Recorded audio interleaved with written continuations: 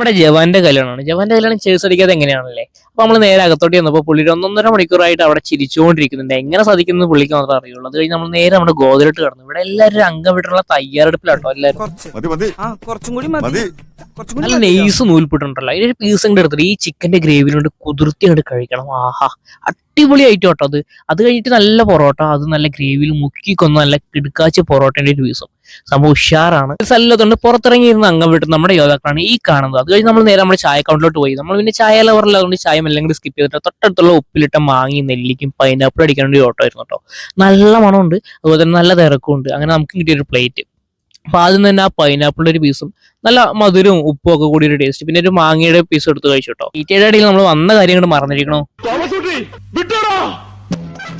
കുഞ്ഞു ഫ്രണ്ട് സർക്കിളോട്ട് നമ്മുടെ റോഷ് ചേച്ചിക്ക് സ്വാഗതം. അതുപോലെ 1-2 പേര് മിസ്സിംഗ് ആണ്, എങ്കിലും ഉള്ളവർ വെച്ച് പരിപാടി അങ്ങോട്ട് കളറാക്കിയിട്ടുണ്ട്.